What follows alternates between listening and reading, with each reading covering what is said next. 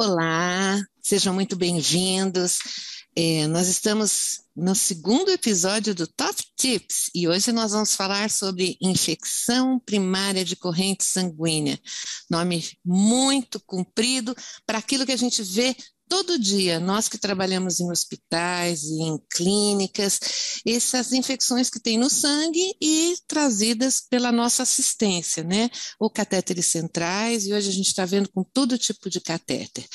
Eu tenho a oportunidade de estar aqui, eu me chamo Silvia Fonseca, eu sou médica, pediatra, infectologista e também há muitos anos fazendo controle de infecção, hoje diretora da infectologia da Rede Apivida aqui da Regional Sudeste.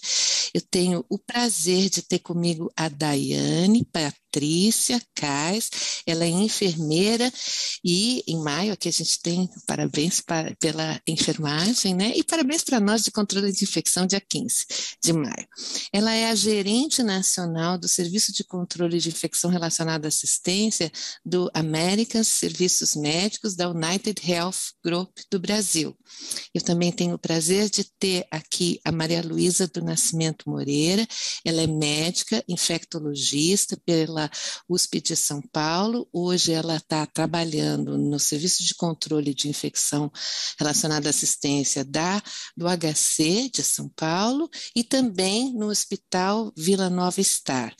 A gente está aqui, conversamos um pouquinho antes de entrar e nós temos esse grande desafio. Eu acho legal a gente estar falando sobre isso, porque essa é uma infecção prevenível, né? Difícil é falar de coisa que não tem prevenção, não tem tratamento e nem nada. Porém, algumas dicas elas vão aqui trazer para a gente poder estar vendo o que a gente pode fazer de melhor para os nossos pacientes, porque no fim, né, os multiresistentes somos nós que não desistimos dos nossos pacientes e apesar das condições adversas com que a saúde é tratada no Brasil, apesar dessas condições, nós estamos aqui multiresistentes fazendo o nosso melhor. Então, eu vou começar trazendo essa pergunta, né, isso aí, qual que é a epidemiologia disso, Daiane? Conta pra gente, qual que é a sua visão sobre isso? Bom, olá, doutora Silvia, olá, doutora Malu, olá a todos, né? Bom, como você já mesma mencionou, a infecção da corrente sanguínea, ela é a de maior potencial de prevenção, né? E, ao mesmo tempo, ela é uma infecção que os estudos apontam um aumento do tempo de internação em, no mínimo, 5 dias na América Latina, né? E um aumento de 15%, de até 15% a mais na mortalidade de pacientes em UTI, em países em desenvolvimento. E o custo extra fora do Brasil pode chegar até $100 mil, né? Nós fizemos, o meu grupo tem 16 hospitais, né? O segmento do meu grupo, no qual eu atuo, tem 16 hospitais, e nós fizemos um estudo de custo com a ajuda da matriz americana na parte de sistemas, e nós encontramos um custo de R$ 47.200 por episódio. Tá? Parecido com o custo americano, que é $40 mil, né? Agora não tem mais graça, né? O dólar já explodiu, mas que interessante, Daiane, que interessantíssimo. Muito bacana a gente ter um dado brasileiro, né? Bacana. Ou seja, é uma ameaça de saúde pública, é uma ameaça da saúde privada, é uma ameaça para a sustentabilidade de qualquer negócio. Né? Então, por isso, nós precisamos gerenciar esse dado. Tá? E a gente só gerencia aquilo que a gente mede. E as medidas, elas precisam ser iguais nos serviços de saúde. Por isso que nós trabalhamos com critérios, né? Com os nossos critérios epidemiológicos e não com os diagnósticos clínicos. Tá? E só lembrando que no Brasil, nos últimos anos, os gram-negativos, principalmente a Klebsiella, tem sido um dos principais agentes de infecção de corrente sanguínea no nosso território nacional. Enquanto nós esperamos aí, ao longo dos anos, ao longo dos estudos, a presença de grãos positivos, principalmente contaminantes de pele, o nosso cenário não é esse. Ou seja, cada vez mais emergem agentes que não são típicos desse tipo de infecção e com uma resistência muito maior. Ou seja, mais difícil o tratamento, maior mortalidade. precisamos gerenciar isso. Então, quando as pessoas falam que não tem dinheiro para um curativo melhorzinho, é que elas não fizeram as contas, é isso, Daiane? Talvez esteja faltando uma medida real e eficaz dos resultados de infecção. E isso é bem interessante. E assim, você disse que a gente precisa padronizar as definições, e que definições são essas? Como que você define? Então, na verdade, eu acho que um grande desafio que os times de controle de infecção têm, é a gente excluir o diagnóstico clínico quando nós estamos fechando um diagnóstico de infecção, né? Ou seja, muitas vezes a opção clínica do médico na beira do leito, ela vai ser diferente do diagnóstico epidemiológico, que é com aquele que nós precisamos trabalhar para que a medida seja real e seja equitativa em todos os serviços, né? Ou seja, qual que é o objetivo da vigilância epidemiológica? A vigilância epidemiológica identifica tendências dentro de uma população para esforço de prevenção, tá? E pesquisa, né? O diagnóstico clínico, ele identifica se a doença daquele indivíduo, naquele momento, precisa de tratamento. Ou seja, os componentes da vigilância epidemiológica, eles são limitados a dados objetivos. Eu tenho os critérios epidemiológicos que são nacionalmente conhecidos, é como se eu tivesse uma lista e eu fizesse X. X aqui, X aqui, X aqui, tem infecção da corrente sanguínea. Não importa se eu tratei, não importa se eu tirei o catéter e o paciente melhorou, não importa se a hemocultura não tinha indicação de coletar e por algum motivo a equipe clínica coletou. Tá? Ou seja, eu tenho dados muito objetivos. Enquanto no diagnóstico clínico, eu preciso de todas as informações possíveis para eu tratar esse doente. Né? Então, na vigilância epidemiológica, no critério epidemiológico, eu excluo o meu julgamento clínico. Uhum. Tá? E eu acho que essa é a grande dificuldade que nós temos. Nós temos os critérios muito bem estabelecidos, o critério 1, o critério 2, o critério 3. Né? E o critério 1, ele é muito claro. Eu tenho um agente que a gente considera quente, não é um contaminante de pele. E o paciente tem um catéter, não importa se ele não fez febre, não, assim, é X dentro dos critérios. A gente trabalha muito com uma ficha de diagnóstico, porque são 16 hospitais, e nós precisamos que todos eles olhem do mesmo jeito para a infecção. E quando eu falo critérios epidemiológicos, não é só esse X. Não é uma coisa simples você fechar um diagnóstico de infecção de corrente sanguínea. Eu vou te interromper agora e vou bater palma. Não é fácil. Não é. Você ouviu isso, Malu? Quero ouvir a Malu. Você acha que isso é fácil? Não é fácil, as pessoas banalizam, né? Então, assim, na véspera de mandar os dados para não sei aonde, fala assim, vamos fechar as infecções. Tem 15 minutos. E você vê, apesar de ter esse dado super objetivo, assim, é aquela hemocultura positiva por um agente não contaminante sem outro foco. Esse sem outro foco mata a gente, aí né, Malu? O médico vai chegar para você e falar, não, mas era abdômen, não, mas era... Não, e entubado na UTI que a secreção aumentou. Você já viu algum entubado na UTI que a secreção não piorou? Daiane, eu te piorou contei. De manhã, melhorou à tarde, piorou à noite, média grande, pequena quantidade, mas amarelo eu acho claro, que, amarelo espesso. Então é bem porque você está sendo bem objetiva e é realmente isso. E apesar de todo esse cuidado que você colocou na sua rede de hospitais, como é difícil, mas apesar da dificuldade, eu vejo com bons olhos que a Anvisa conseguiu, depois de muita luta, estender isso para o território nacional. O CVE conseguiu, depois de muita luta, estender para todo o estado de São Paulo. E ainda que imperfeito, né, Daiane e Maria Luísa, o dado serve para nos guiar para onde nós vamos. Eu sempre falo que indicador indica, né? Indica para onde vamos. Nós estamos com um problema em qual UTI? Nós estamos com um problema em que população de imunossuprimidos? Porque a gente nunca vai ter tempo de fazer tudo. Então, e eu sempre falo isso para o pessoal que trabalha comigo, eu não preciso ter um dado perfeito, eu preciso ter um dado colhido da mesma maneira, com os mesmos critérios, como você falou, Daiane, muito bem falado, e é isso que eu preciso, né? Malu, é fácil? Então não é fácil também nos seus hospitais? Eu acho que não é fácil em lugar nenhum, né? Mas eu acho que o grande desafio é esse, na verdade, né?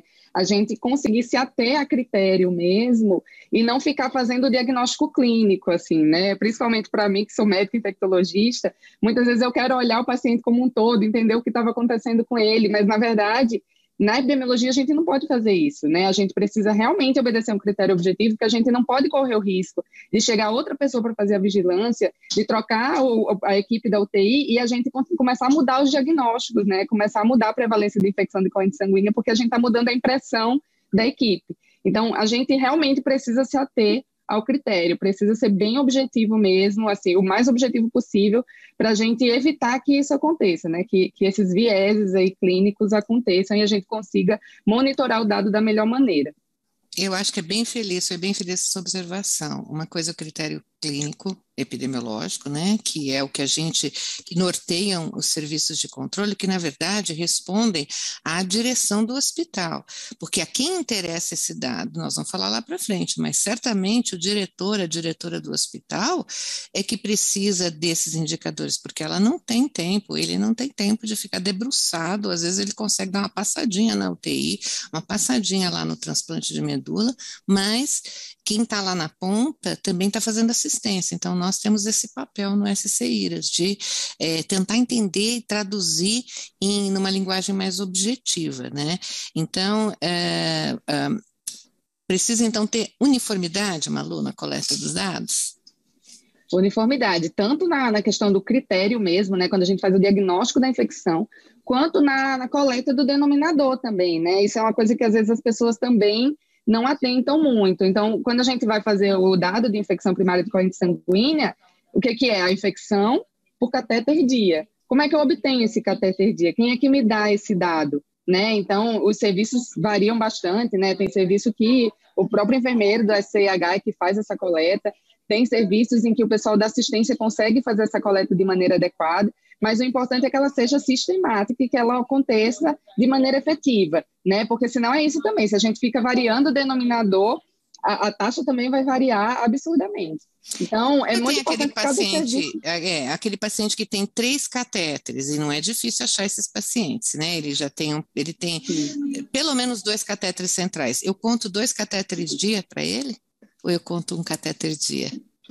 Não, o paciente que tem 2, 3 catéteres, ele só é contado uma vez no dado. Ai, isso é uma coisa pena. bem... Tanta gente já brigou comigo por causa disso. É verdade. Sabe o que você fala, doutora? Na verdade, a gente tem que ir para o caminho inverso. Como é que a gente faz taxa de utilização? Não é o número de pacientes dias com catéter pelo total de paciente dia? Se eu tiver 10, eu não posso ter uma taxa de utilização acima de 100%. Se eu tiver 10 pacientes na UTI, eu vou contar 20 catéteres? Se 10 pacientes na UTI estiverem com 2 catéteres cada um, eu vou ter uma taxa de utilização de 200%? Quer dizer que então você saiu dessa briga, porque o pessoal de UTI fala, mas eu tenho tantas portas de entrada. Sim, você tem um risco maior. Assim como se você tiver mais diálise, você vai ter um risco maior. Assim como se você tiver mais NPT, você vai ter um risco maior. Seu risco é maior, então a gente precisa gerenciar esse risco. Mas estatisticamente e epidemiologicamente, o paciente ele pode ter 5 catéteres, ele vai contar uma vez só. E ele vai ter uma infecção, né? Por mais que ele tenha 5 catéteres. E agora eu vou aproveitar o gancho, não sei qual de vocês dois quer me responder. A gente não é infrequente o paciente desestabilizou, vamos pensar um paciente está lá na UTI de adulto, instabilizou, fez hipotensão, fez taquicardia, não tem outro foco, né? Já vou falar para você, Malu, que ele não, tenho certeza que ele não tem outro foco, e a hemocultura no dia 1 realmente veio com pseudomonas e realmente faz sentido naquela UTI, ou ele era um queimado, e 5 dias depois, alguém resolveu colher hemocultura e cresceu uma Klebsiella. E aí, quem vai me responder? É uma nova infecção? Posso responder, né? Na verdade, existe uma coisa que chama as infecções de repetição, né?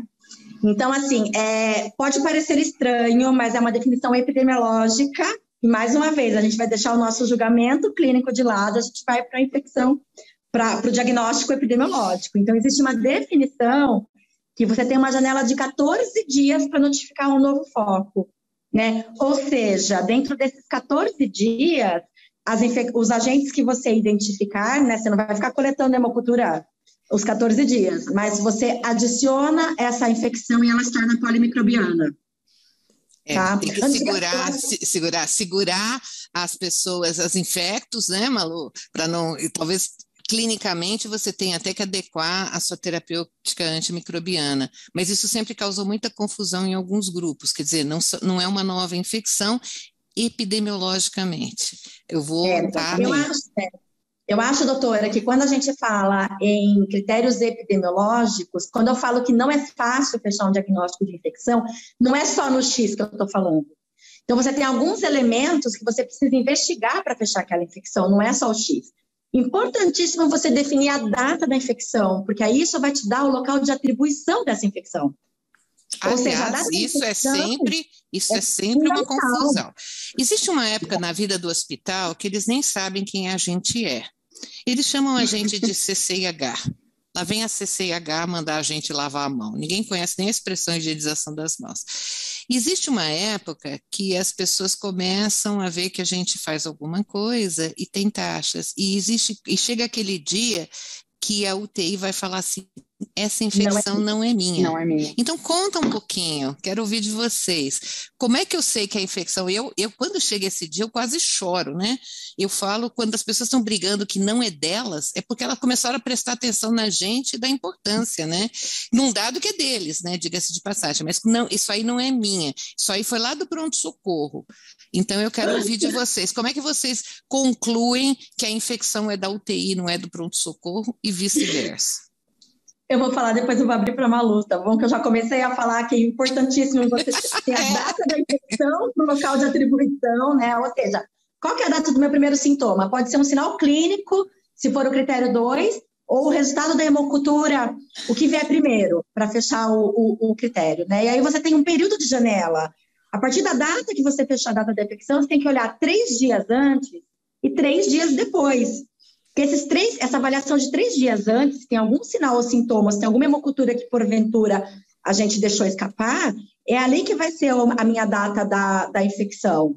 E aí, a infecção, ela é atribuída à unidade que o paciente está internado na data do evento. Ou seja, a data da infecção é um ponto importantíssimo para você definir para qual unidade que vai, né? E em casos de transferência, né, a infecção de corrente sanguínea ela é atribuída à unidade de origem, se ocorrer no D1, sendo que a data da transferência é o D1, ou no D2. A partir do D3, não são horas. A gente trabalhava muito com horas, né? Só que aí fica aquela coisa, às 8 da manhã, às 8 da noite, às 11h59. Então, assim, o alinhamento é D1 é a data da transferência, D2, a partir do D3, na unidade de destino, já passa a ser da unidade de destino, né? Ou seja, é muito difícil as pessoas entenderem isso, e foi o que você falou. A partir do momento que a unidade questiona o meu dado, eu fico extremamente feliz. Extremamente feliz. Eu ouvi uma vez de uma gestora de enfermagem, o seguinte assim, eu não engulo essa infecção como da minha unidade. Aí eu falei, Lana, você não tem que engolir, porque eu não acordo dizendo hoje eu vou dar infecção para essa unidade. Né? São critérios. E assim, tem que ser, enfermeiro de controle de infecção tem que ser cartesiano. Cartesiano no X, na data do evento e no local da atribuição. E aí, Malu, você briga muito? Exatamente. As pessoas vêm atrás de você? Não é minha? É isso que eu... Vou falar a mesma coisa que a Daiane. Eu adoro quando as pessoas questionam a infecção mesmo, porque aí significa que você está começando a ter uma análise crítica em relação àquilo, né? Eu acho que esse é um estágio, assim, para você começar a se empoderar do seu dado mesmo. Então, é excelente quando as unidades começam a questionar isso, e acho que é isso. Se a gente não for cartesiano, da mesma forma que a gente é cartesiano no critério, a gente tem que ser cartesiano na unidade de origem da infecção. Justamente por isso, porque vão ter imensos questionamentos, tem vários hospitais que tem inúmeras implicações de você ter uma infecção para aquela unidade ou não, né? A Daiane sabe bem que é isso, trabalha muito com prêmios, né? 6 meses sem infecção, 1 ano sem infecção, perde placa, enfim. Tem indicadores de gestão que levam em consideração a infecção de corrente sanguínea também. Então, é muito importante que a gente realmente saiba definir isso objetivamente, né? E é muito importante que a gente esteja preparado para esse questionamento. Quando alguém vier questionar para a gente fala, olha, o critério é esse, ele tinha febre neste dia, o D1 é esse, o D2 é esse, então vai cair para tal unidade. E assim será, assim, não, a gente não pode muito sair disso, porque senão a gente fica vulnerável, né, para questionamentos de um lado e de outro. E aí eu vou entrar nessa questão, que é uma questão que a gente já conversou entre a gente. Então, quer dizer que o dado não é daquela salinha que tem uma placa na porta, não sei se vocês têm placa na porta, né? Mas em todo lugar que eu trabalhei tinha placa na porta, né? Posto Ipiranga, é quase um posto Ipiranga, quase né? Posto Ipiranga, né? Muita gente vai lá chorar e é uma coisa assim mesmo, mas a vida é mesmo assim. E na verdade, de quem é o dado?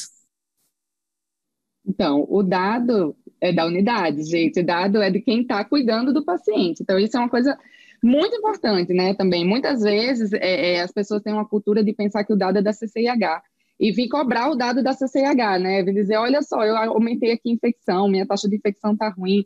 Quando, na verdade, ela tem que pensar assim, o que eu posso fazer para melhorar a taxa de infecção? Como é que você pode me ajudar para melhorar essa taxa de infecção?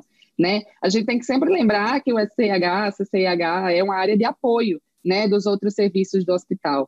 E aí, a gente, pela nossa experiência, isso é muito nítido, assim, quanto mais o gestor da área se apropria do dado dele, melhor o resultado, né? Quando o gestor entende que o dado é dele, quando a ponta entende que o dado é dele, eles se empenham muito mais para buscar um resultado. Então, a gente tem que ir fazendo esse papel também de empoderar as pessoas em relação ao dado. E isso envolve das informações, não só jogar o dado lá, né? Mas assim, acho que estar perto, dar informação, ficar lá no apoio para poder ajudar essas pessoas a entenderem que o dado é delas, é muito importante. Então, assim, todas as experiências que eu tive com relação ao empoderamento do dado pela equipe, a gente vê resultados muito melhores, né? Quando a SCH fica lá em cima da unidade para melhorar a infecção, a gente até consegue melhorar, mas depois de um tempo, se você sai um pouquinho dali, isso volta a piorar de novo, porque as pessoas não se apropriaram disso, né? É um amadurecimento, né? Daiane, sua experiência com seus 16 hospitais, como é que é? Então, na verdade, isso que a Malu falou é muito importante, porque existe muito enraizada essa cultura de que o dado é do controle de infecção. E a gente costuma dizer que quem faz controle de infecção não somos nós. Quem previne infecção não somos nós. É quem está ali cuidando diariamente do cateter. E precisa ser um trabalho em equipe. Porque se uma pessoa deixar de fazer a desinfecção do hub em um momento durante 24 horas, eu comprometo o resultado do time inteiro, né? E quando a gente fala em cultura de propriedade do dado pela unidade que está prestando cuidado, ela tem que ser uma cultura de segurança que vem de cima, né? Então, o meu líder executivo, o diretor do meu hospital, ele precisa também abraçar essa cultura de que o dado é um dado de qualidade da assistência que o hospital dele está prestando e disseminar isso para toda a liderança de cada unidade. Essa pessoa é fundamental. Então, essa pessoa precisa assistir o vídeo. O que a Malu falou é que nós somos apoio, nós vamos apoiar o plano de ação, mas não tem ninguém melhor do que a unidade para dizer quais são as dificuldades para a gente construir junto o plano de ação. Mas o plano de ação ele não é do controle de infecção. Né? O plano de ação é da unidade que reconhece as suas fragilidades, que tem que fazer, sim, uma investigação de cada infecção retroativa para ver o que eu deixei passar, e cabe ao controle de infecção, uma coisa muito importante que mudou muito o nosso modo de pensar. O controle de infecção precisa notificar a unidade na identificação do caso, e não no mês seguinte, quando fecha o resultado. Sim, né? sim. Por quê? Porque eu consigo pensar, poxa, o seu José, a gente gosta tanto dele, ele fez uma infecção, vamos lá, o que a gente podia ter feito diferente? Né? O Johns Hopkins, ele dá 48 horas para o controle de infecção notificar a unidade. Né? Então, assim, precisa fazer em tempo real, porque a gente consegue prevenir a próxima vítima. Quem será a próxima vítima? Então, assim, cultura de segurança, a cultura de propriedade do dado pela unidade, que tem que vir de cima, e a questão do comprometimento de quem será a última vítima, a próxima vítima, né? A última, na próxima vítima. Eu acho que isso é fundamental. É fundamental. Não, isso é importantíssimo, até porque muitas vezes quando a gente não fica em cima disso, né? Quando a gente não fica em cima da infecção na hora que ela acontece, e a gente vai ver lá no mês que vem, lá na reunião da CCH, que vai ser no final do mês, a gente fala assim, nossa, olha só, a gente teve uma infecção aqui no mês de abril.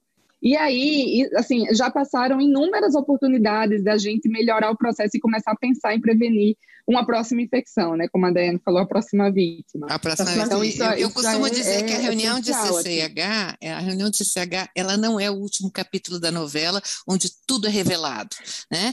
Ela, na verdade, ela é à medida que as coisas vão acontecendo, a gente está lá conversando sobre isso. A gente é requerido, inclusive pela portaria, né, de fazer uma reunião que eu considero que aí você traz todo mundo, você já conta o problema, o que foi feito, quais são as tendências e tudo mais. Mas eu sou, para quem está nos ouvindo, né, isso é um processo. Não fique triste se você está longe disso aí, porque todos nós aqui, e eu, né, vou revelar, né, vou fazer 40 anos que trabalho em um hospital formada, e é um processo, porque eu passei por toda essa questão de que você vai fazer, doutora Silvia? Aliás, passei por um processo de que ninguém nem ligava porque estava acontecendo. E eu vou contar uma coisa que você, Malu, não deve nem ter ouvido na sua vida de infecto. O paciente está com choque pirogênico, né? Então, o que é choque pirogênico? Então, o que é? Era o paciente que começava a tremer, cair a pressão e tudo mais, e ele estava ligado num soro, e a gente já teve épocas que a gente furava os soros para correrem mais rápido, a gente já teve um entendimento muito ruim sobre isso tudo, nós avançamos, mas este avanço que tanto a Malu quanto a Daiane estão trazendo para a gente, ele acontece com a atuação do SCIDAS, quer dizer, se você está começando hoje, se você está começando este ano e o seu hospital por algum motivo ficou desorganizado nesse setor, isso leva tempo, mas é como eu costumo dizer, se não começar não vai acontecer nunca, então começa com você indo lá sempre e levando, conversando e também, não sei, né, a gente pode falar um pouquinho sobre isso, por controle de infecção, lógico que a gente mede com esse rigor que a Daiane está falando, mas hoje cada vez mais é interessante medir o que a gente faz para não ter. Então, não sei se vocês têm experiência com este tipo de indicador, que acho que vale a pena comentar. Estou aberta para vocês, meninas. Quem quer contar sobre indicador de adesão e higienização das mãos, ou como é que está o catéter, com que instrumento vocês trabalham? Eu posso começar.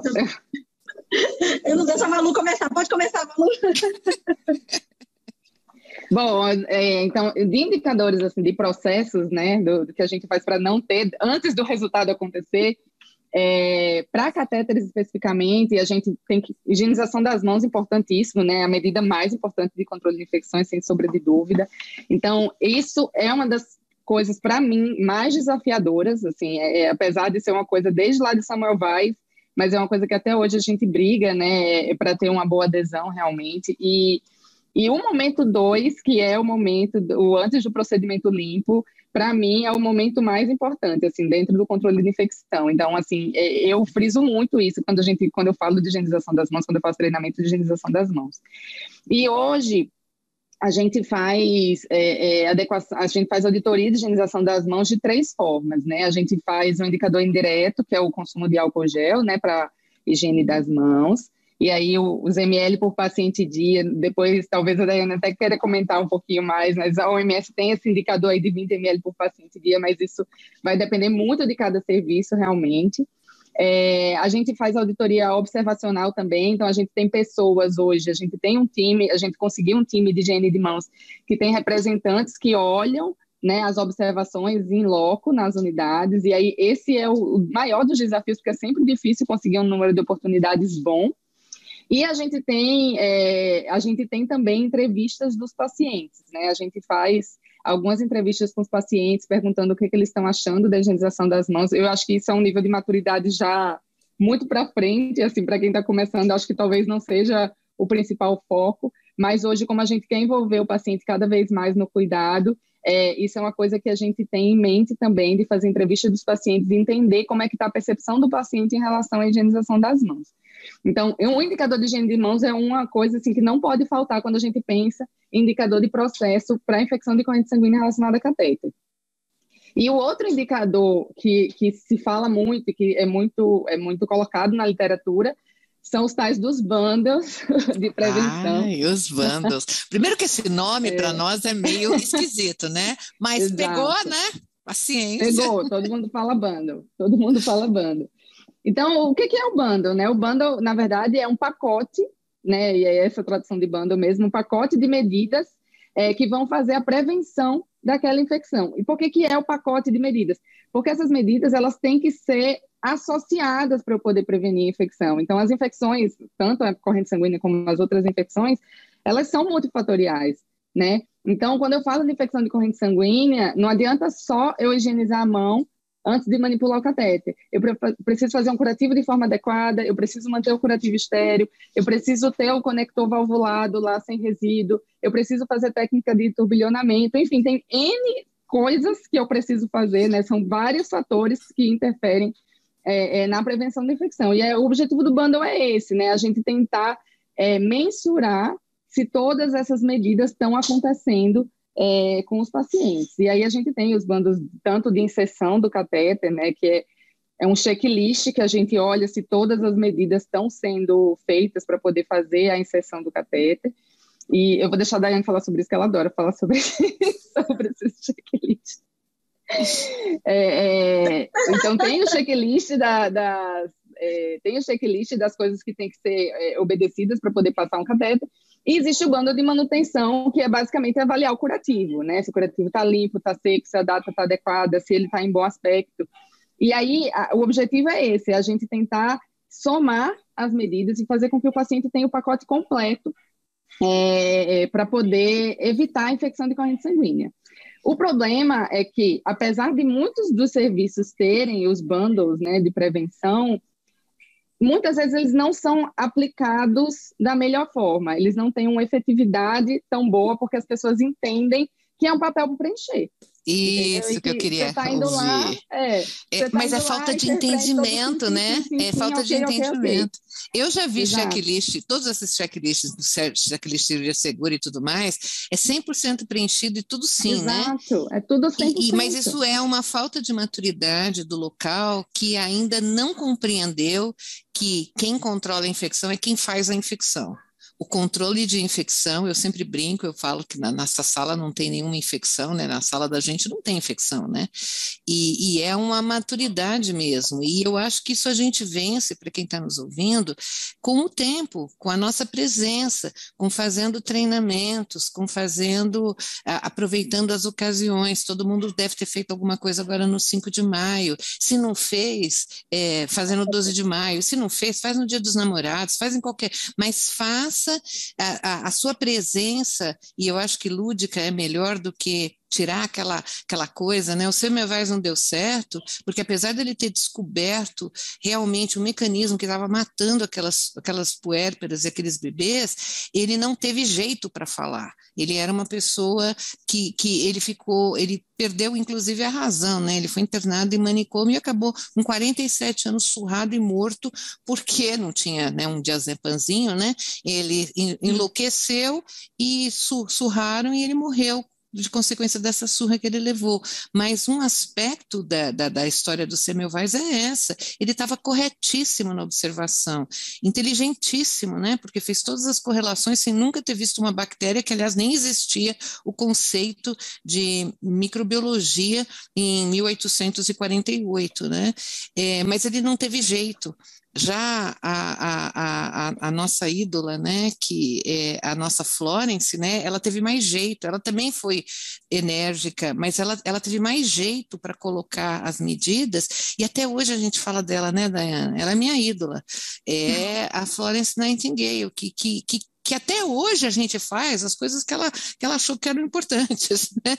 Sem nunca ter acreditado na teoria microbiológica. Ela morreu em 1950, sem nunca ter acreditado nos germes, né? Isso é muito interessante. Daiane, então você vai contar para a gente a sua visão sobre checklists e bundles. E você tem 16 hospitais, eu quero ouvir o que você faz. Eu só queria, antes de falar do bundle não, né, da adesão observacional à higiene das mãos, né, a Malu falou uma coisa super importante, a proteção do paciente, ela está no momento 2, né, a grande parte da proteção do paciente que nós podemos oferecer é a higiene das mãos no momento 2.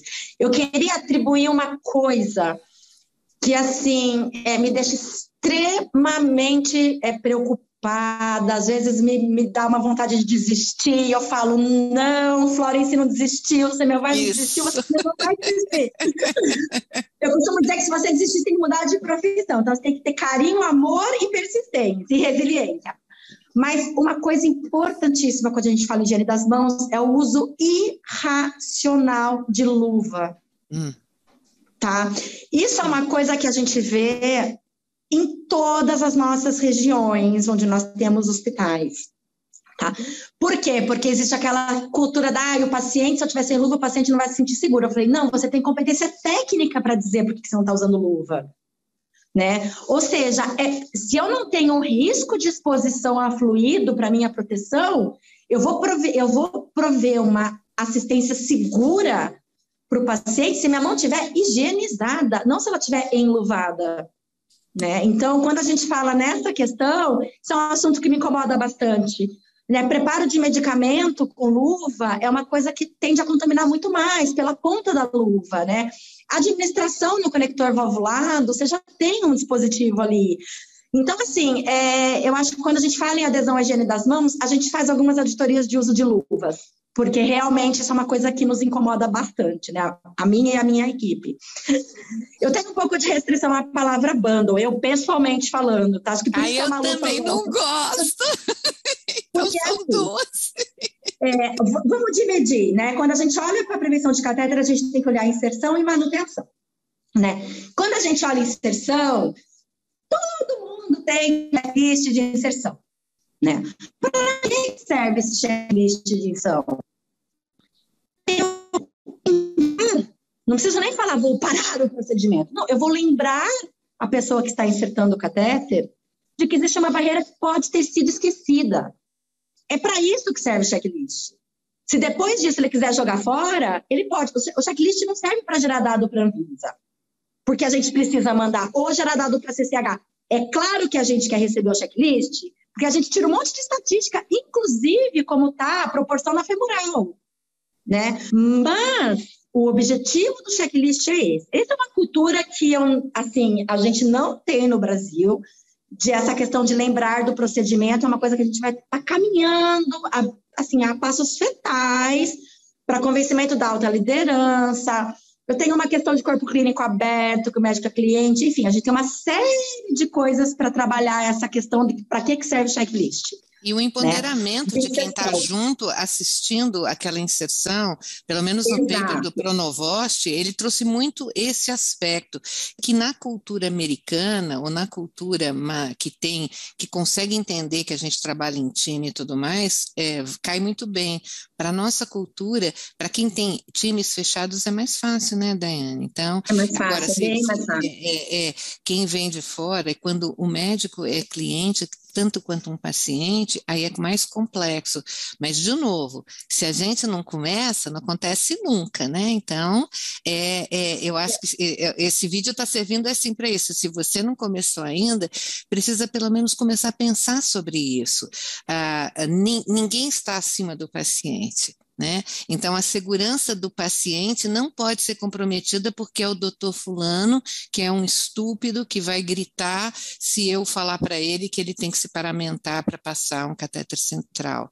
Doutor fulano não está acima, por mais quem seja, não está acima da segurança do paciente. É lógico que no momento que a coisa se passa, é muito complicado atuar, mas a minha sugestão para quem vive esses momentos é realmente tem que sentar a quem interessa o dado. Quer dizer, o diretor do hospital está feliz com os dados de infecção, e aí se você consegue trazer um dado desse, depois ele vai se entender lá no cantinho, né? Vai conversar e vai pôr o doutor fulano para pensar, né? Porque assim, e na verdade, precisamos quebrar isso, né, Daiane? 2022, né? Chega, né? Já foi. Sabe que ontem nós tivemos uma palestra num hospital aqui de São Paulo, mas com transmissão para todos os nossos hospitais do Brasil, sobre aspectos éticos e legais de terapia infusional, né? Então a gente precisa entender que o paciente é nosso cliente, seja na rede pública ou seja na rede privada, nós temos um contrato de prestação de serviço.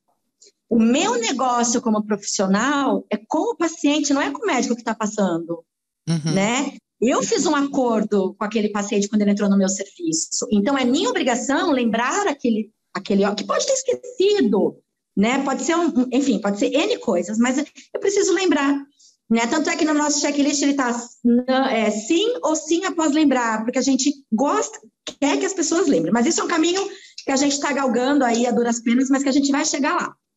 Quando a gente fala em bando de manutenção, eu costumo dizer... Porque assim, a gente tem aquelas coisas que são muito objetivas, né? Então você vai lá, você bate um retrato daquele momento, como está o curativo, como está a data do equipo, resíduo de sangue, se o curativo está colado, tudo aquilo que a gente sabe. Só que o bundle, ele é um filme, ele não é um retrato. Ou seja, o bundle, ele tem que ser aplicado 24 horas por dia, 7 dias por semana, por todo mundo. Então, não adianta eu ter um papel às 10 da manhã me dizendo estava conforme. Essas coisas são auditáveis. Eu tenho coisas que fazem parte de um pacote de prevenção que não são auditáveis, né? Então, eu tenho essa restrição. A gente faz...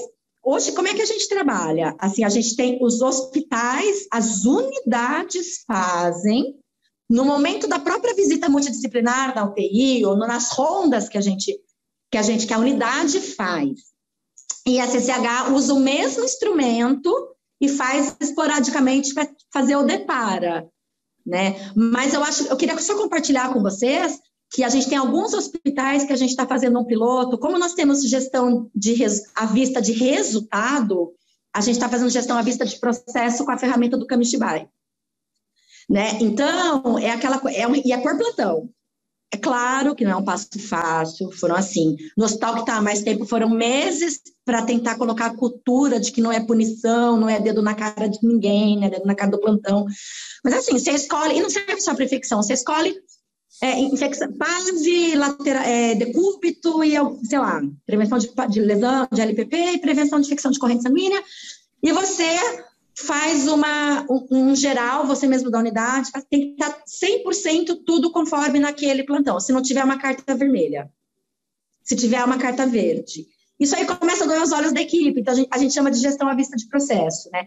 Mas, novamente, a CCH, ela tem que ficar nas áreas apoiando, né? A CCH não é só mesa e cadeira e computador, ela tem que ficar na área apoiando, mas instrumentalizando e cobrando e apoiando quem tem que fazer o bando 24 horas por dia, 7 dias por semana, que está lá na beira do leito. E o resultado desse bando vem ao longo do mês com 0 de infecção. E é impressionante, né? A gente vai falar um pouquinho de experiência exitosa.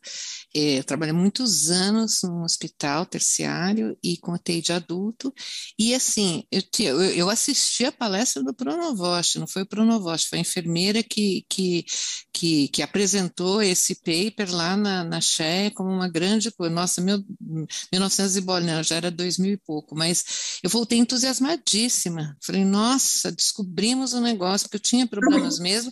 E aí, como todo mundo, fiz checklist e tudo mais, e aí ficou descobrimos coisas interessantes, que os catéteres centrais eram geralmente eletivos, eles não são de emergência, são raríssimos, e aí é sempre na nossa... Tudo muito bem. E depois a gente realmente diminuiu índices, mas depois a gente ficou patinando num índice muito desconfortável. Era que nem os CTIs do Pronovost, esse pesquisador que foi quem trouxe essas ideias de bundle, né? Ele nem chamou de bundle, mas eu acho que a grande sacada dele, ele é um intensivista, anestesista, é que, na verdade, o trabalho dele foi feito com as equipes locais, não com o serviço de controle. Ele não é infectologista. E aí ele conseguiu mostrar que com todo dia perguntando, e aí pode tirar o catéter, né? Começou a trazer a preocupação, ele conseguiu transferir em várias UTIs esse sentimento de que o dado era deles, bacana. E aí depois assim, eu fiz muito treinamento, e a coisa empatinada, e aí a enfermeira do centro, da chefe da CTI, de 20 leitos, resolveu ela mesma, Daiane, fazer um mini checklist de manutenção. E aí ela treinou as pessoas, ela fez. Então eu saí de 2 infecções primárias de corrente sanguínea por mês para 3 no ano. Eu falei, gente, é verdade, isso acontece. Como essa infecção é prevenível? É possível. Né? É possível. O Pronovost fala isso, tem uns vídeos, ele fala com tanto ênfase, e é verdade. Mas qual foi a pegadinha aqui? Quem estava a patrocinadora deste projeto era a enfermeira de lá, não era eu, não era minha enfermeira de controle de infecção. Ela tomou para ela. Então, essa é minha história exitosa. A melhor palestra de prevenção de infecção de corrente sanguínea que eu assisti na minha vida, no APIC em 2019, foi dado pelo supervisor de UTI, não pelo controle de infecção do Johns Hopkins. Eu até trouxe essa aula para o curso da PSI, né, para um evento da PSI, mas e assim, foi a melhor aula de prevenção de infecção que eu assisti, foi dada por um supervisor de UTI. Porque, na verdade, é para quem está nos ouvindo, né? Isso é um processo, isso acontece, isso pode acontecer. E se você está penando com os índices, né? É porque a sua unidade ainda não entendeu. E eu digo que é o básico que não é feito. Eu estou vivendo atualmente um problema com infecções nas minhas crianças com câncer. E aí a gente fez agora realmente um mutirão de estar vendo, né? E o que eu contei para o meu diretor? Falei, felizmente não descobrimos nenhum modo novo de transmissão, são as mesmas coisas que a gente está pegando.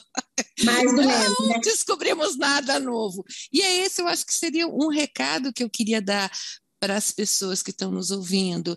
É o básico, gente. Não, às vezes a gente lê nessas revistas internacionais e vê que então alguém veio com clorexidina contaminada e a pessoa publica um paper, o CDC recolhe clorexidinas contaminadas do Alabama, a Connecticut, e na verdade a gente às vezes fica pensando, quer pensar uma coisa assim, tem alguma coisa contaminada, não, você vai lá olhar. Eu não sei se vocês estão vivendo esse drama, mas nós estamos com uma epidemia de unhas postiças no hospital. É uma epidemia, assim, e eu fico triste porque isso é uma coisa que a Lisa Seiman, professora, né, em Nova York, publicou um paper, acho que ainda não era nem os anos 2000, mostrando que unhas postiças não casam bem com o hospital. E ela conseguiu passar uma portaria nacional que quem trabalha em serviço de saúde não pode ter unha postiça. Ela falou para mim, Silvia, uma ideia, é uma coisa milionária essa indústria.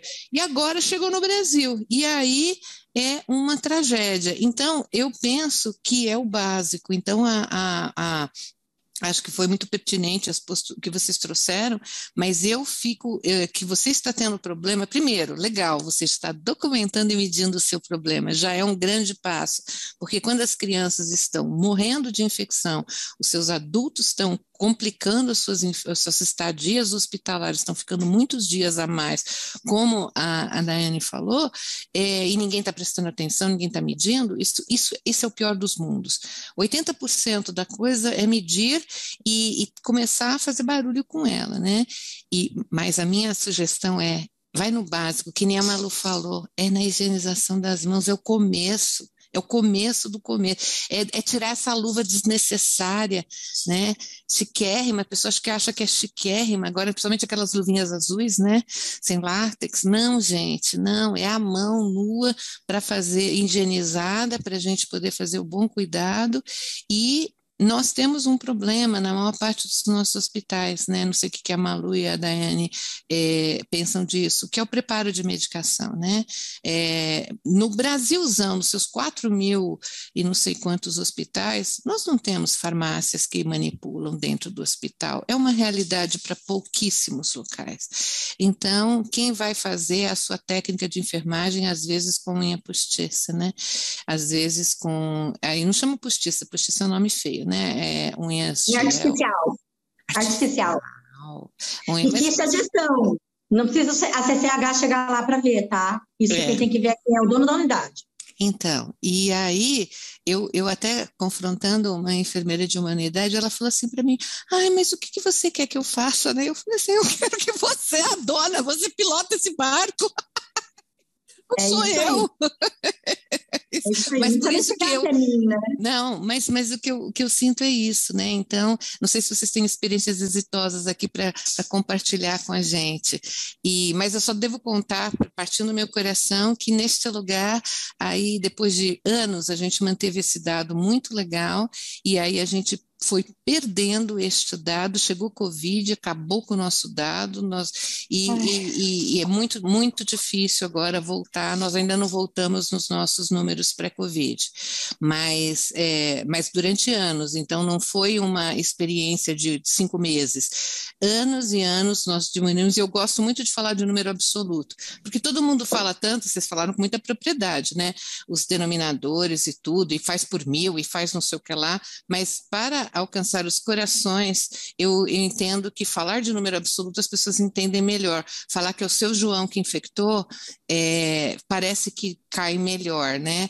E eu tenho isso eu peguei de uma aula de uma outra pessoa, mas eu incorporei nas minhas aulas. Eu tenho um slide cheio de figurinhas de pessoas e eu falo assim, são as pessoas que infectam, porque a gente fica vendo barras e linhas e parece que são barras e linhas, e quem se infecta são as pessoas. E eu acho que trazer essa dimensão humana para aquilo que a gente está fazendo também é bem necessário.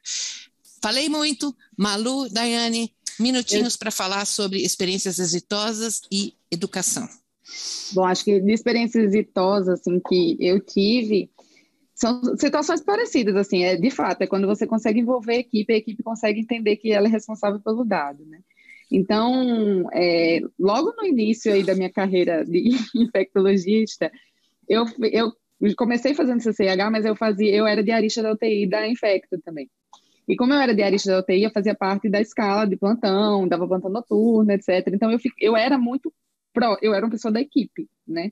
E como uma pessoa da equipe e como uma pessoa do controle de infecção, eu era responsável por tentar também, né, apoiar a equipe para reduzir as taxas de infecção. E teve uma época que eu comecei a fazer isso muito regularmente, com plantão diurno e noturno, porque como eu dava plantão noturno 2, 3 vezes na semana, a gente conseguia sentar e conversar sobre as infecções. Então, eu fazia isso, eu sentava e conversava, olha, esse mês a gente teve fulano que teve infecção e morreu por causa da infecção. A gente teve fulano que não morreu, mas ficou super grave, ficou mais tempo internado, a gente teve fulano. Então, eu conseguia falar os nomes dos pacientes, o que aconteceu com eles e etc. E aí, eu sempre ia abrindo para a equipe falar o que tinha de dificuldade e tudo mais. E uma das coisas era isso, no HC, antes a gente não tinha conector valvulado, a gente tinha sistema aberto. E por isso a gente precisava usar luva mesmo, quando ia manipular catéter, né? Mas as luvas ficavam no posto de enfermagem antes das pessoas chegarem lá. Então, todo mundo já ia paramentado com a luva, mexia no paciente. Ninguém tira a luva para higienizar a mão de novo, né? Para manipular o catéter. Então, a gente conseguiu álcool à beira-leito, conseguiam os pumps de álcool para ficar à beira-leito, e a chefe da UTI conseguiu uns acrílicos para a gente deixar também na beira de cada leito, para só usar a luva na hora que fosse manipular o catéter. Então, higienizava a mão e usava a luva na hora de manipular o catéter. Então, isso, assim, para mim foi uma coisa que era visível, assim, como fez diferença na técnica de higienização das mãos. E ao longo dos meses, o pessoal da noite ia falando para mim, e aí, Malu, teve infecção esse mês? E aí, como é que foi esse mês? Teve algum paciente com infecção? Porque eles começaram a se sentir envolvidos, assim. E aí a gente chegou a um patamar, assim, de meses mesmo, acho que a gente passou 6 meses, assim, sem infecção de corrente sanguínea, e a gente comemorou, deu café da manhã, assim, fez todo uma coisa com a equipe para poder incentivar, né? Mas, assim, eu acho que como experiência exitosa, acho que essa é das que eu tive assim, mais importantes, e acho que foi o fato de eu estar dentro da equipe que fez diferença. Então, quando está alguém dentro da equipe com esse tônus, né, para poder incentivar as pessoas e para poder entender os problemas que estão acontecendo, eu acho que isso faz muita diferença, né? Quando você é uma deles também, né? Deixa de ser externa. Muito bem. Isso aí, eu acho que a gente já está entrando na questão da educação, né? Porque a educação 1 a 1 parece que ela, apesar da gente estar fazendo tudo virtual hoje, parece que ainda tem um negócio que é importante, né? Esse olho no olho, e muito bacana a sua experiência. Daiane, você tem que ter a experiência exitosa. Você com essa energia aí toda, deve ter mais que uma, né? Conta pra gente. Eu vou falar uma mais recente, né? Eu tenho algumas até tive a oportunidade de ter algumas experiências exitosas até junto com a Malu, né? Na época que eu tive o prazer de trabalhar com ela. Mas essa questão eu me lembro que uma vez lá no passado, a gente mandava taxa. Falei assim, gente, vamos começar a mandar número absoluto, mas a gente não vai pôr o número absoluto, a gente vai pôr o número de pessoas. Eu queria pôr até uma cruzinha nos óbitos, mas eu achei que era pegar muito pesado. Eu não sei se a Malu lembra disso, mas eu era louca com as pessoinhas. Louca. Eu falei assim, então, a gente vai fazer um quadro e a gente vai pôr quantas pessoinhas naquela aí era um A4 dividido em 4, então aqui era a higiene das mãos, aqui era a pessoinha, embaixo era o farol, há quanto tempo sem, e aqui as medidas básicas de prevenção. Mas então, eu falei assim, quantas pessoinhas, o José, a Maria, o João, olha, estão tudo aqui no gráfico, mas isso foi uma outra experiência exitosa que eu tive, vou fazer uma mais recente. A gente conseguiu voltar para os patamares pré-pandemia de infecção de corrente sanguínea. Tá? Antes da pandemia, a gente enraizou no grupo os pilares para a prevenção. Tá? São pilares que precisam caminhar juntos. É como se fosse um bundle de pilar. Tá? O primeiro deles é educação. Tá? O primeiro pilar é educação. Educação na entrada do hospital, educação rotineira e educação a cada momento fora do nosso desvio padrão para aquela unidade. Educação sempre. Isso a gente não pode abrir mão nunca. Tá? E a gente precisa ir para a educação técnica e a educação comportamental. Porque as pessoas sabem tudo que elas têm que fazer. E por que não faz? Né? Então, ontem foi um pontapé, essa palestra de aspectos legais que a gente teve foi um pontapé para dizer, não para a hora que o paciente vai embora. Né? Pode ter um outro desfecho que pode comprometer a tua instituição, pode comprometer você. O segundo é vigilância, tanto de resultado quanto de processo. Tá? E quando eu falo vigilância de resultado, é resultado validado, é resultado divulgado. E a vigilância de processo, que tem que fazer parte do dia a dia do controle de infecção, mas primordialmente da unidade 24 horas por dia. O terceiro é a implantação de tecnologia que faça sentido para aquele lugar, e não de forma global. É você pensar global e agir local. Às vezes a mesma tecnologia ela não é custo-efetiva num lugar, mas ela pode ser custo-efetiva no outro. Tá? E ela tem que ser baseada em evidência científica, sem dúvida nenhuma. Então, você usa tudo em tudo? Não, eu não uso tudo em tudo. Tá? Não uso. E não adianta usar tecnologia se eu não tiver o básico. Ela não vai cobrir, ela é complementar, ela não é substituta. Acho que isso é uma coisa importante. O quarto é a celebração. Na verdade, são 6 pilares. É que a gente colocou mais um. Celebração. Eu sou de celebrar muito o resultado, a Malu sabe disso. Né? Então, a gente dá a plaquinha, faz o tracker dos dias 100, né? E eu tenho, por exemplo, uma diretora no Rio de Janeiro, que é uma querida, e que bate na porta da CCH todo dia para perguntar se tem uma cultura positiva. A diretora do hospital faz isso, né? Porque no nosso grupo, corrente sanguínea é estratégico, é atrelado a benefícios. Então, assim, isso fez com que toda a direção se apropriasse desse dado. Envolvimento da alta direção. E, gente, desinvasão. Esse pilar, ele tem que ser trabalhado e ele é multidisciplinar. A farmácia precisa avaliar a prescrição, fazer transição EVVO, tem indicador disso. Sem farmácia, a gente não trabalha desinvasão, né? E todo mundo tem que perguntar todo dia. Esse mês que passou, faz 10 meses que a gente entrega o resultado para a matriz de infecção de corrente sanguínea. 10 meses, depois da pandemia, que triplicou os meus dados. Tive 3 vezes mais infecção de corrente sanguínea durante a pandemia, tá? Faz 10 meses que a gente entrega esse dado. E esse mês eu tive uma infecção em outra regional, a paciente estava tomando uma hidratação. Fazia uma semana que ela estava comendo por boca. O médico não deixou tirar o catéter. Ou seja, olha o que eu acrescentei na vida dessa paciente. Olha o custo que eu acrescentei, sendo que todo mundo podia ter se indignado. A gente precisa se indignar, né, com algumas coisas. Uhum. Então, baseado nesses 5 pilares que a gente vem trabalhando desde antes da pandemia, que a gente teve que parar na pandemia e retomar agora, faz 10 meses que a gente entrega o resultado para a matriz. Então, eu acho que isso, assim, eu sou uma pessoa muito feliz por causa disso. É isso mesmo. Eu acho que controle de infecção é participação, a gente é o lado técnico, a gente tem a oportunidade de estudar e nos congressos trazer, filtrar o que é o técnico, mas se a gente não tiver o poder de contagiar as pessoas com a necessidade, e é de cima para baixo. Eu já tive a oportunidade de estar em locais onde a alta direção entendeu isso e também a experiência que a alta direção não entendeu. E os resultados melhores são quando a alta direção entende que controle de infecção é estratégico. Então, acho que fica aqui também um recado para quem está nos ouvindo da importância que é o envolvimento da ponta e o apoio da direção. Ninguém faz nada sem ter o apoio da direção, ninguém faz nada se a ponta não estiver envolvida. E por isso que eu acho que eu amo controle de infecção. É quando a gente diz, quem não gosta de pessoas não pode fazer controle de infecção. Agora, quem se envolve e nesses vários aspectos, você falou uma coisa muito legal da farmácia, né?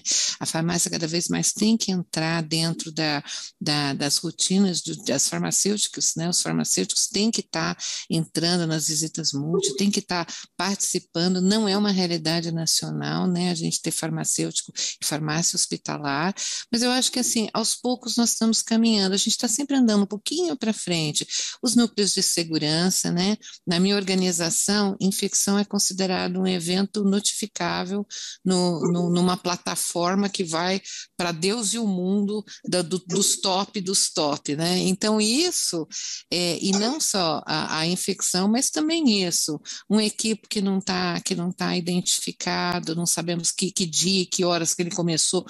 Eu tenho uma rotina escrita lá que eu troco a cada, 96 horas, mas se você nunca põe a hora que ele começou, como é que você sabe que já se passaram ou não se passaram 96 horas? Então, assim,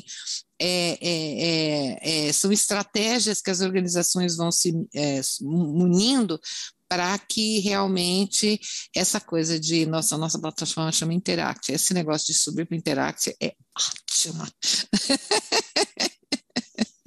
E são automaticamente as nossas infecções sobem para o Interact.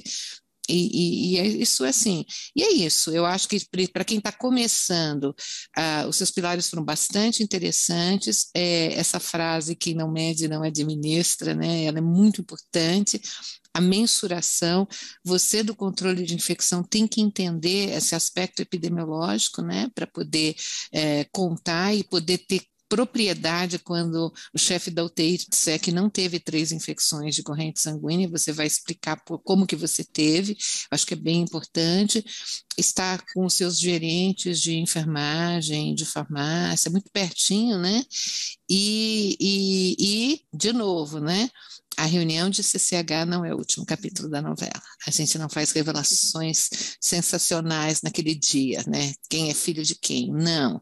A gente já discutiu já durante o mês inteiro, mas a gente precisa desse instrumento ainda. A gente precisa deixar para a posteridade que naquele dia nós nos reunimos e tivemos vários aspectos a que foram tratados e que já foram trazidos e tudo mais. Eu estou falando falando isso, mas eu sou velho o suficiente para ter vivido esses momentos de que a única hora que a gente tinha a voz era na reunião, né? Então, aí ela virava o último capítulo da novela, porque ninguém antes se interessava por aquilo. Agora não é mais assim. E não tem que ser assim no seu hospital, você que está nos ouvindo. Meninas, eu me diverti muito. Eu não sei vocês que estão ouvindo, mas eu me diverti muito. Foi muito interessante esses vários aspectos. Algum aspecto que a gente não tratou, não cobriu, e vocês gostariam de colocar para a gente ir encerrando? Acho que não, acho que a gente... Oi, desculpa, Malu. Pode falar. Não, eu só ia falar, acho que não, acho que a gente conversou um pouco sobre tudo mesmo. Espero que tenha servido, né, para as pessoas aí que estão ouvindo, que a gente tenha dado contribuições aí, até pelos próprios desafios que todo mundo tem apresentado, né, mas acho que o importante é não desistir, né, insistir, porque isso realmente faz muita diferença para o nosso paciente, e a gente tem que se manter indignado mesmo, né, a gente não pode perder a capacidade de se indignar com esse tipo de infecção, ainda mais com infecção tão prevenível como a infecção de corrente sanguínea. Muito bem. Eu acho que eu não tenho nada a completar. Na verdade, se a gente pudesse, a gente ficava aqui conversando sobre isso até amanhã, né? Porque é uma coisa muito prazerosa. Eu acho que infecção de corrente sanguínea, pelo menos eu tenho prazer por todas, mas essa realmente eu sou um pouco bairrista porque é a mais prevenível. E eu fui mãe de UTI, né? Eu falo isso. O meu filho de 2 meses usou PIC. Malu, é verdade. A Malu e eu somos mãe de UTI. Meu filho usou PIC 15 dias, né? Isso é muito dolorido. Dói demais na gente. Então, a gente precisa ter esse propósito, né? A gente não pode desistir. A minha grama não é mais verde que a da Malu, que não é mais verde do que a doutora Silvia, não é mais verde de nenhum de vocês que está ouvindo, né? Então, é persistência, indignação, educação, parceria. A CCH ela precisa ser um parceiro dos hospitais, ela não é a vigilância sanitária, e um propósito é único para todo mundo. O resultado é um só para todo mundo. Isso mesmo. Cada vez mais o cuidado com foco no paciente é isso que está na moda, né? Quando a gente está há muito tempo em hospital, a gente vê as várias modas que foram surgindo, né? As várias, que na verdade são as tendências, né? E eu acho que a que veio para ficar é o cuidado centrado no paciente. É ele que é o nosso cliente, as outras pessoas podem ser outros clientes, mas o nosso foco é fazer o melhor para o paciente, até por egoísmo, né? Porque um dia seremos todos pacientes de hospital. Então, por egoísmo. Se você não fizer por convicção ou porque você quer fazer uma homenagem a Florence, faça por egoísmo, porque um dia você vai ser paciente desse hospital, provavelmente. Eu acho que a gente vai encerrando por aqui, agradecendo a APC, que está agora completando 35 anos de bons serviços prestados à humanidade. Eu sempre fui uma usuária muito grande das publicações da APC. Eu acho que ela trouxe uma contribuição muito grande. Você que está nos ouvindo, se você ainda não é sócio, eu acho que é uma boa ideia. Tem muita coisa legal, muita coisa bacana, muitos cursos que acontecem, e eu acho que é isso. Estamos todos juntos em prol do paciente e de fazer as coisas melhores, né? Então, agradeço demais, adorei, e a gente então encerra por aqui e convidando vocês para estarem sempre muito atentos a esses vídeos Top Tips da APC.